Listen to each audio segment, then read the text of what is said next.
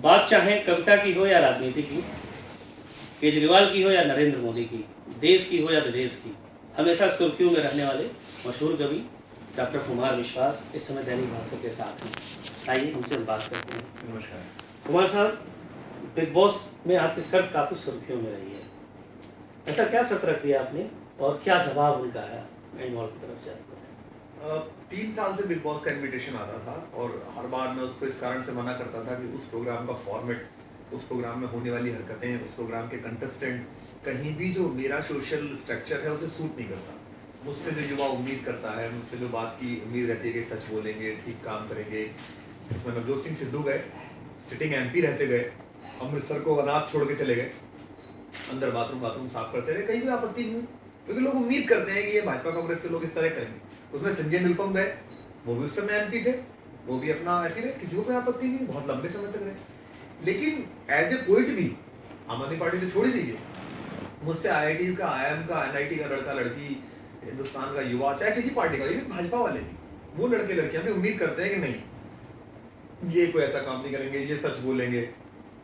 तो उस जवाबदारी को देखते हुए मैंने उनसे कहा कि उसका फॉर्मेट मुझे ठीक नहीं लगता, क्योंकि पिछली बार भी जो उन्होंने मुझे नाम बताए थे संभावित, वो नाम पिछली बार नहीं थे। उन्होंने पिछली बार मुझे काफी ब्रेनी लोगों के नाम बताए थे। उन्होंने मुझे कहा था इसमें चेतन भगत होंगे, इसमें नंदिता दास होगी, तो मुझे लगा कि एक अच्छा माहौल अंदर होगा, बातचीत होगी। ये भी कहा गया था कि सोशल इश्यूज पर, देश की पॉलिटिकल प्रॉब्लम्स पर हर रोज आपका एक 15-20 मिनट का एक अलग चैप्टर कराया करेंगे, उसका नाम कहेंगे हम गुरु ज्ञान, और उसको हम अलग से दिखाएंगे। फिर मैंने कहा कि भाई मैं बिना कागज और डायरी के नहीं रह सकता, तो उन्होंने कहा हम तो प्रॉप कोई देते नहीं है, आप सोच लीजिएगा फिर बाद में लिख लीजिएगा बाहर निकल के कविताएं। मैंने कहा कविता ऐसे नहीं होती, कविता तो जब उतरती है तो उसी वक्त लिखनी पड़ती है। तो फिर बहुत बहस के बाद ये होगा चलिए आपको डायरी और पेन स्पेशली दे दिए जाएंगे। लेकिन फिर वो कंटेस्टेंट पे आ गया कि कंटेस्ट नाम आपको नहीं बताएंगे, वो आपको अंदर जाके पता चलेगा। तो ऐसे में अंदर जाके आपको पता चले कि आप 2 महीने 1.5 महीने कुछ करोड़ रुपए के लिए सनी लियोनी के साथ हैं और झगड़ा इस बात पे हो रहा है कि कॉफी बने कि चाय बने, तो ये तो कोई काम नहीं हुआ, ये तो कोई एंटरटेनमेंट नहीं हुआ। लेकिन आप अभी जो शर्त रखे थे आप 21 करोड़, वो इस बार जब उन्होंने मुझे ज्यादा कहा कि नहीं आना चाहिए और एक अलग तरीके का फॉर्मेट है और यूथ में आपकी है लेकिन बाकी देश में भी लोकप्रियता होगी, लोग पहचानने लगेंगे, तो मैंने खुद से बात की और मुझे लगा कि अगर मैं अपने आप से समझौता करूं तो किसी बड़े कॉज के लिए करना चाहिए। जैसे मैं कवि हूँ, मेरा कविता पढ़ने में मन लगता है, कवि सम्मेलन में मेरा मन लगता है, मैं थकता नहीं हूँ, मैं 10-10 रात लगातार कविताएं सुनाता हूँ, मैं कभी मुझे थकान नहीं होती, मैं 2 घंटे की नींद लेता हूँ, फिर मैं प्रेशर के मंच पे चढ़ जाता हूँ। कई बार तो मैंने कार की बैक सीट पे 15 मिनट का नैप लिया है और फिर 2 घंटे की परफॉर्मेंस की है, बड़ी बड़ी लंबी यात्राओं में, क्योंकि वो मेरे मन का काम है, आत्मा का काम है। लेकिन मैं आंदोलन में आया, वो मेरे लिए सुविधाजनक नहीं था सब कुछ, पर वो कॉज बड़ा था, तो मुझे लगा चलो 4 कवि सम्मेलन छुटते हैं छुट जाए, नौकरी छुटती है छुट जाए, लेकिन इस काम को करना चाहिए, भ्रष्टाचार मुक्ति का आंदोलन है, इसमें खड़े रहना चाहिए। ऐसे ही मैंने कहा अगर बिग बॉस में जाना ही है तो इसका कुछ उद्देश्य तो होना चाहिए। सिद्धू जी की तरह अगर 3.5 करोड़ रुपए के लिए चले जाओ तो काहे के फिर आप बोले, वो कर सकते हैं भारतीय जनता पार्टी के राष्ट्रीय उपाध्यक्ष होके, ठोको ताली और गुरु और कपिल के शो में उन्होंने बाकायदा हीरोइन से कहा कि आप पार्लियामेंट में आ जाओ तो मैं पूरे टाइम पार्लियामेंट में रहूं, बाकायदा रिकॉर्डेड है। इसका मतलब उनका पार्लियामेंट में रहना किसी हीरोइन के रहने ना रहने पर है, और उस पर राष्ट्रवादी नहीं बोलते, उस पर फर्जी राष्ट्रवादियों की कोई टिप्पणी नहीं आती कि तुम्हारा राष्ट्रीय उपाध्यक्ष, तुम्हारा सांसद ये भाषा बोल रहा है हीरोइन से कि आप पार्लियामेंट में आ जाओ तो मैं फुल टाइम पार्लियामेंट में रहा करूं, मैं छोड़ के ही नहीं जाऊं पार्लियामेंट। लेकिन हमसे उम्मीद है तो हमें उम्मीद पूरी करनी चाहिए। तो मैंने उनसे कहा कि भाई मुझे जो आप पैसे दे रहे हो वो मत दीजिए, मैं जो अपने पैसे वो सीधे शहीद सैनिकों की विधवाओं के कोष में दे रहा हूँ, आप भी दे दीजिए, इसे 21 करोड़ बना दीजिए, थोड़ी शुभ संख्या, अच्छा लगेगा। 500 करोड़ का प्रोडक्ट है, 100-125 करोड़ सलमान साहब को देते हो आप इसे एंटर करने के लिए, तो 20 करोड़ उनको भी दे दो, असली हीरोज को भी दे दो। लेकिन दुर्भाग्य है कि परसों कैप्टन विक्रम बत्रा का जन्मदिन था, जो कारगिल के वार हीरो थे, जिन्होंने कहा था ये दिल मांगे मोर, लेकिन शेरशाह जिन्हें कहते थे, जिनका आतंक था पाकिस्तानी सेनाओं पर, डरती थी सेना पाकिस्तान की उनसे। लेकिन मैंने देखा परसों, मैंने बहुत कोशिश की, बहुत सारे ट्वीट किए, परसों जो नेशनल ट्रेंडिंग थी वो हैप्पी बर्थडे अक्षय कुमार की थी, और उनके बारे में लोगों को पता ही नहीं था कि आज उनका जन्मदिन है। मैंने फेसबुक पे लगाया, आपने फेसबुक पे लगाया, आम आदमी पार्टी के पे लगाया, ट्वीट करा, तो मुझे लगता है कि फर्जी हीरो और असली हीरो के बीच में इस देश को पहचान करनी पड़ेगी। तो जवाब क्या है? एंडमॉल का जवाब, एंडमॉल ने कोई जवाब नहीं दिया, क्वेश्चन आपने पूरा लेटर जारी किया था, पूरा लेटर जारी किया, लेकिन उसका कोई जवाब नहीं आया। कलर्स का जवाब आया, कलर्स ने कहा कि नहीं हम किसी शर्त पर किसी को अंदर नहीं, हमें कोई शर्त स्वीकार नहीं, कुमार विश्वास की हमें कोई शर्त स्वीकार नहीं है, now he is not our contestant. अब वो हमारे कंटेस्टेंट नहीं है। उससे पहले अपनी ऑफिशियल जो उनका आपको ऑफिशियल जवाब नहीं दिया नहीं दिया, उससे पहले जो उनका ऑफिशियल पेज था मैंने देखा था, उस पे कंटेस्टेंट्स में, संभावित कंटेस्टेंट में मेरा नाम उन्होंने लिख रखा था, फोटो लगा रखा था। लेकिन उसके बाद जब चैनल्स गए, आप लोग गए, जब जर्नलिस्ट गए, तो कलर्स ने कहा कि हमें उनकी कोई शर्त मंजूर, 2 लाइन का स्टेटमेंट था, हमें उनकी कोई शर्त मंजूर नहीं है, और now he is not our contestant. तो मुझे लगा कि अगर उन्हें भाई देखिए, अगर शहीदों की विधवाओं को 21 करोड़ पहुंचते हो तो उसके लिए कलर्स क्या, मुझे किसी भी घर में बाथरूम में पोछा लगाएगा, अपने को क्या फर्क पड़ता है, अपनी इज्जत बेइज्जती का क्या है। शॉल और साड़ी आती जाती रहती है इस मुल्क में, प्रधानमंत्रियों के लिए, एक दूसरे के लिए, उनकी माओ के लिए, लेकिन कफन में लिपटे बेटे आना तो बंद नहीं होते। नई सरकार आ गई है, उसके बाद भी 30-40 लड़के कफन में लिपट के आ गए, एक सूबेदार मेजर आ गया है लिपट के। तो भारतीय सेना जो अद्भुत पराक्रम है, जो कभी भी जब कसौटी पे कसी जाती है तो कभी नहीं चूकती। जिस कश्मीर में उनके खिलाफ नारे लगाए गए, जिसमें उनके ऊपर पत्थर फेंके गए, आज उस कश्मीर के बाढ़ में वो जाबाज सिपाही अपनी जान हथेली पे लेके उतरे हुए। कहाँ गए हुर्रियत वाले, कहाँ गए गुजी वाले, बह गए क्या पानी में? अब क्यों नहीं लगाते नारा? क्योंकि भारतीय सेना एकमात्र ऐसा संस्थान बचा है जिसको जब चुनौती मिलती है, चाहे उत्तराखंड की हो, चाहे कश्मीर की हो, चाहे देश की सीमाओं की हो, वो सब कुछ भूल कर अपनी जान में सफर करती है। तो हमारा भी उद्देश्य था कि अगर कुछ पैसे वहां पहुंचेंगे तो उन बेटों के सिर पर शायद कुछ होगा, स्कूल हो पाएगा, जिनके पिता खेमकरण से नहीं लौटे या सियाचिन से नहीं लौटे। अच्छा, एक चीज़ के लिए अभी सुनने वाले नरेंद्र मोदी की काफ़ी आप तारीफ कर रहे हैं, ऐसा मीडिया में लोग बता रहे हैं कि नरेंद्र मोदी से आप काफ़ी प्रभावित लग रहे हैं, तो क्या लग रहा है? अभी मैंने एक इंटरव्यू देखा था, उत्तर प्रदेश के बड़े लोकप्रिय नेता हैं श्री मुलायम सिंह जी, उनसे पूछा था कि नरेंद्र मोदी की 100 दिन की सरकार को आप कितने नंबर देंगे 100 में से? तो उन्होंने कहा 0। फिर उनसे पत्रकार ने पूछा अखिलेश की सरकार को उत्तर प्रदेश में आप कितने नंबर देंगे? तो बोले 100 में से 100। तो क्या इस देश के पत्रकारों को, इस देश के तथाकथित बुद्धिजीवियों को ये राजनीति पसंद है कि आप अपने विरोधियों की, या जो आपके राजनीतिक विरोधी हैं उनके खिलाफ बिल्कुल अनर्गल बोलते रहिए और आप अपनी पार्टी की हर नीचता पर पर्दा डालते रहिए? अगर रेल मंत्री का लड़का, उस पर बलात्कार का आरोप लगा, मैं ये नहीं कह रहा उसने किया या नहीं किया, हो सकता है वो लड़की झूठी हो सकता है वो लड़का झूठा हो, लेकिन मैंने देखा भाजपा के लोग आके नहीं ये तो षड्यंत्र में फंसाया जा रहा है, ये हमारे खिलाफ साजिश है। What is this? आप ये तो कह सकते हैं कि उस लड़की ने जो शिकायत की उस पर संज्ञान लिया जाना चाहिए और किसी को नहीं छोड़ा जाना चाहिए। लेकिन एक चंद्रमोहन नाम का एक कार्यकर्ता था, हमारा नहीं था, उसकी पत्नी हमारी कार्यकर्ता थी, उसने अपनी हत्या का साजिश रची और बेंगलोर भाग गया अपनी प्रेमिका को लेकर। हमने सबसे पहले उसकी निंदा की और हमने कहा पुलिस को इसके खिलाफ जबरदस्त कार्रवाई करनी चाहिए और ऐसे आदमी का सामाजिक बहिष्कार होना चाहिए। तो नरेंद्र मोदी की सरकार भारतीय जनता पार्टी की सरकार नहीं है, वो देश की सरकार है। तो देश की सरकार अगर कोई अच्छा काम करेगी तो देश के राजनीतिज्ञ को, देश के वोटर को, देश के कवि को, देश के समीक्षक को, देश के युवा को उसकी प्रशंसा करनी चाहिए, और अगर बुरा काम करेगी तो देश के उसी साहित्यकार को, उसी कवि को उसके खिलाफ कविता लिखनी चाहिए, जंतर मंतर पे सुनानी चाहिए, और ये करता रहा हूं मैं। तो अगर नरेंद्र मोदी सरकार ने 1-2 अच्छे काम किए तो अरविंद केजरीवाल ने उनकी प्रशंसा की। अरविंद केजरीवाल ने अभी एक इंटरव्यू में कहा कि नरेंद्र मोदी की सरकार ने जम्मू कश्मीर में तत्परता दिखाई है। योगेंद्र यादव ने उनकी फॉरेन पॉलिसी की प्रशंसा की कि जापान के साथ जो दोस्ती का हाथ बढ़ाया प्रधानमंत्री ने, ये बहुत अच्छा है चीन का वर्चस्व तोड़ने के लिए। मैंने भी वही बात की, तो उसे कहा गया कि मोदी प्रेम है।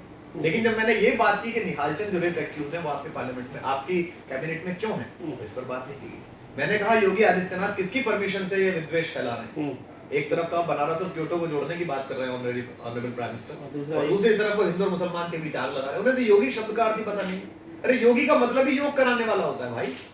गुरु गोरखनाथ तो पहले गुरु थे जिन्होंने हिंदू और मुसलमानों की जो इंटेलेक्चुअल वो हैं गुण हैं, उन दोनों को एक करके किताब लिखी काफिर पंथ बाकायदा। गुरु गोरखनाथ के परम शिष्य गोगा वीर, जो पूरे उत्तर भारत की पट्टी में जिनके मंदिर हैं, जिनके स्थान है, वहां मुसलमान अपने बच्चों को लेके जाते हैं, उनके मेले में हिंदू मुसलमान दोनों आते हैं। तो हम तो वैसे ही आपके मुहाने पर बैठे हुए हैं। इधर पाकिस्तान है जो हमको परेशान करने के लिए तैयार है, अफगानिस्तान ध्वस्त हो चुका है, उसके लोग हमारे घुसने के तैयार है, बांग्लादेश का बॉर्डर हमारा वैसे ही खुला हुआ है। ऐसे में घर में और ले आइए आप ऐसे लोगों को जैसी बातें करें। अच्छा, इस अफवाह में कितना दम है कि दिल्ली के कुछ विधायक और सांसद आपके साथ जुड़े हुए हैं और आप पार्टी तोड़ सकते हैं, आप जाके बीजेपी के साथ मिलकर सरकार बना सकते हैं? नहीं, पहले तो ये तय करिए कि हमने ये आंदोलन क्यों शुरू किया था? बीजेपी के साथ सरकार बनाने के लिए, विधायक बनने के लिए। भारतीय आम आदमी पार्टी के 27 विधायक मेरे संपर्क में हैं, अरविंद केजरीवाल भी और मनीष सिसोदिया भी, और सब अच्छे संपर्क में, सबसे बातचीत है। लेकिन भाजपा के साथ सरकार बना लेंगे या किसी की पार्टी में चले जाएंगे, इससे क्या होगा? जब आजादी का आंदोलन चल रहा था तो 1930 के आसपास ऐसा लग रहा था कि अंग्रेज भारत छोड़ देंगे।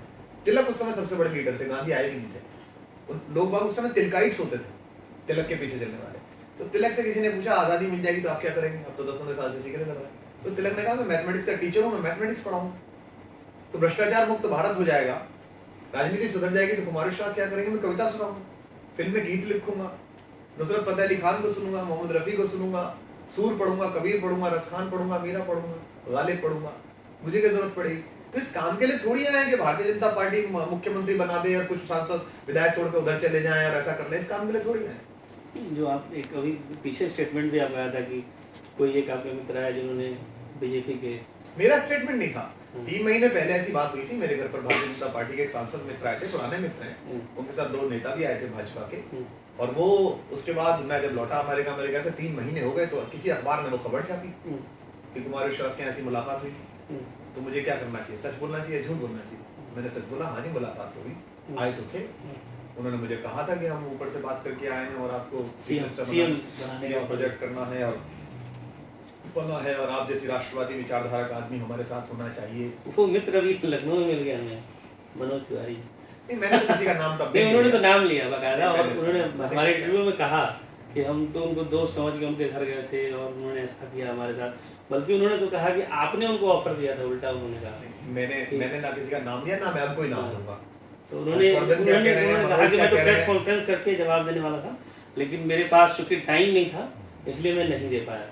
नहीं, मैंने किसी का नाम न तब लिया न अब लिया, क्योंकि मैं इन बातों को मानता नहीं हूँ। और मतलब मुझे लगता है कि राजनीति में इतनी सभ्यता और शुचिता तो होनी चाहिए कि आप नितांत व्यक्तिगत मित्रता के जो प्रसंग हैं, मुझे पता नहीं कि जो वो लोग कह रहे थे वो सचमुच में ऊपर से बात करके कह रहे थे या ऐसे ही कह रहे थे सद्भाव में, इसीलिए मैंने उसे गंभीरता से नहीं लिया। नहीं, उनकी बातचीत जो उन्होंने मनोज जी ने बोला उसमें कहा कि हम तो ऐसे ही करते रहे, आप बन जाओ सीएम। तो मैंने कहा आप बन जाओ सीएम, तो मजाक जो एक दोस्त चल रहा था कि मैं फिर भी ना मनोज तिवारी का नाम ले रहा हूँ, ना हर्षवर्धन जी का नाम ले रहा हूँ। मेरी बहुत सारे दोस्तों से लगातार बातचीत होती रही है और होती रहनी चाहिए। वरना मैंने ये कहा कि उनका प्रस्ताव सच है या गलत है या क्या है क्या नहीं।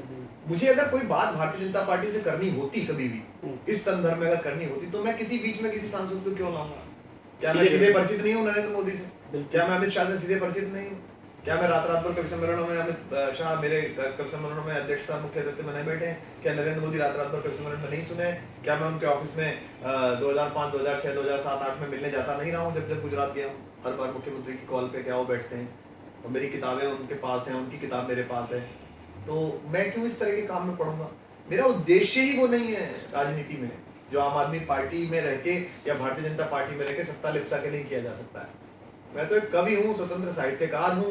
आम आदमी पार्टी एक आंदोलन है और वो राजनीति में बड़े बदलाव के लिए उतरे हुए साथी हैं।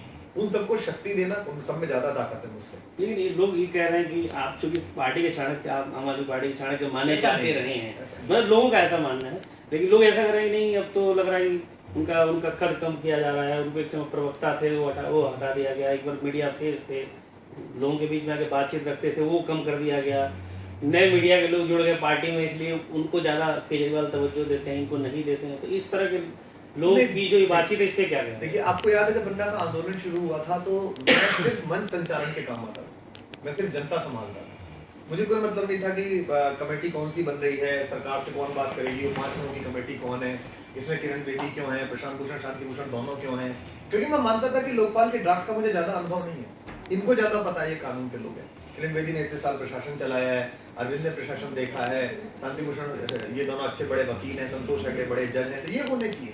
मेरा काम सिर्फ इतना, मुझे आता था जनता को संवाद करना, मंच से उसे संबोधित करना। लोग भी कहते हैं कि केजरीवाल जी जो चाहते हैं वही होता है, जिसको चाहते हैं वही करते हैं। केजरीवाल क्या चाहते हैं? केजरीवाल ये चाहते हैं कि देश में सरकारें बन जाए, या वो चाहते हैं कि दिल्ली में सरकारें बन जाए। मैं तो कहता हूँ दोनों पार्टियों से, भारतीय जनता पार्टी के पास पूर्ण बहुमत है, आम आदमी पार्टी की राजनीति खत्म करने का उनके पास स्वर्णिम अवसर है। आम आदमी पार्टी से जोड़ने की बात क्यों हो रही है? 4 करोड़ रुपए ऑपरेशन जो अभी आपने दिखाया, मैं बिल्कुल यही कह रहा हूँ। वो इसलिए है क्योंकि वो नहीं बना रहे हैं जन लोकपाल। हम जब आए थे हमें नहीं बनाने दिया जन लोकपाल, उन दोनों पार्टियों ने मिलके। अब हम चाहते हैं कि 36 आए ताकि हम दिल्ली में कम से कम सबसे पहली करप्शन फ्री गवर्नमेंट बनाए। आप दिल्ली में लोगों का इंटरव्यू लीजिए, लोगों से पूछिए 50 दिन की सरकार। चुनाव क्यों नहीं चाह रहे हैं? क्योंकि आप तो कह रहे हैं भाजपा को, भारतीय जनता पार्टी को अभी तो इतनी ज्यादा कहता हूँ संख्या में आए अभी, तो उनको किस बात का डर है? मैं कहता हूँ आपसे थोड़े बहुत कम थे आम आदमी पार्टी से नंबर में। मैं कहता हूँ आप वर्ल्ड कप जीत कर आए, तो मोहल्ले की क्रिकेट से आप क्यों डरे हुए? आपको मोहल्ले की क्रिकेट भी खेल लेनी चाहिए, आप इन लड़कों से क्यों डरे हुए? तो ये भारतीय जनता पार्टी के बीच डर और असमंजस की स्थिति है। अन्यथा महाराष्ट्र में आप लड़ रहे हैं चुनाव, आप हरियाणा में चुनाव लड़ रहे हैं, दिल्ली में भी लड़ लीजिए। चुनाव से पहले हर्षवर्धन जी ने आपके चैनल्स पे जोर जोर से कहा था हम कोई जोड़ भाग नहीं करेंगे, हमारे पास नंबर नहीं, हम सरकार नहीं बनाएंगे। यही एक लाइन की चिट्ठी वो देकर आए। अब चुनाव के बाद ऐसा क्या हो गया, अंकगणित की कौन सी किताब हाथ लग गई कि वो कह रहे हैं नहीं हम विचार कर सकते हैं, प्रस्ताव आने दीजिए। ये गलत बात है। तो उनके ऊपर भी कह रहे हैं कि नजीब जंग पे भी क्यों बैटिंग कर रहे हैं बीजेपी की तरफ से। निश्चित बात है कि नजीब जंग साहब को जब पहली बार उन्होंने बुलाया था, किसी पार्टी को एक बार बुलाएंगे ना, हाँ। एक बार बुलाया उनको, उन्होंने मना कर दिया कि हम जोड़ तोड़ नहीं कर सकते, हमारे पास नंबर नहीं है, बात खत्म हो गई। अब नजीब जंग ने फिर हमें बुलाया, हमने कहा हमारे पास तो नंबर नहीं है, हम कहना चाहते थे। कांग्रेस ने कहा नंबर छोड़ो, हम तो बाहर से समर्थन देंगे। तो हमने कहा हम दोनों पार्टियों का समर्थन मांग रहे हैं, माइनॉरिटी गवर्नमेंट बनाएंगे। ये 18 मुद्दे हैं दिल्ली के, इन्हें पास करा दो, हमें तुम्हारा समर्थन दोनों का नहीं चाहिए, ना भाजपा का ना कांग्रेस का। हमने जो एग्जीक्यूटिव मुद्दे थे जो एग्जीक्यूशन में आ सकते थे वो सब कर दिए, पानी बिजली सब कर दिया। उसके बाद लोकपाल आया, दिल्ली का जन लोकपाल रामलीला मैदान का, उस पर दोनों पार्टियां एक हो गई। असंवैधानिक है, गलत तरीके से ला रहे हो, ऐसे कैसे हो जाएगा, हम रखने ही नहीं देंगे, हमने सरकार छोड़। अच्छा, अभी अगली बात शुरू करने से पहले बिग बॉस वाले एपिसोड पे दो लाइन है बस। क्या था बिग बॉस के लिए जो मैंने लिखा था, हमारे एक बड़े कवि हरिओम पवार जी की लाइन है कि मेरे घर से खाली लौटे राजनीति के उड़न खटोले, धरती पर इतना धन कब है जो मेरी खुददारी तोले। करोड़ों रुपए काफी बड़ी रकम होती है, 5 करोड़ 7 करोड़ काफी बड़ी रकम होती है। हिंदी के कवि के लिए मैं वेल पेड पोइट हूँ, एक रात के अच्छे खासे पैसे ठीक ठाक लेता हूँ हिंदी के कवियों में, लेकिन फिर भी काफी बड़ी रकम होती है। पर मुझे लगता है कि ये रकम महत्वपूर्ण नहीं है, ये फेस वैल्यू महत्वपूर्ण नहीं है, ये ग्रेस वैल्यू महत्वपूर्ण है कि आपकी ग्रेस वैल्यू क्या है।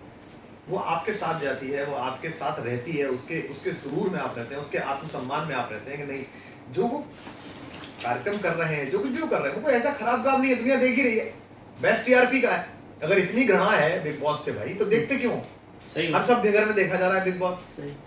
मेरा तो सिर्फ कुछ सवाल है, जैसे सनी लियोनी, मैं अमेरिका में था, बीका सिंह के साथ उनके शो हो रहे थे, मैंने अमेरिका में एनआरआई से पूछा कि भी $50 खर्च करके $100 खर्च करके जब आप इस शो में जाओगे तो आपका 4 साल का बच्चा पूछ सकता है ना सनी लियोनी क्या परफॉर्म करती है, तो अब क्या बोलोगे कि मुझे पता तो है क्या परफॉर्म करती है पर मैं बता नहीं सकता तुझे। क्या भारत में कलाकार नहीं बचे हैं?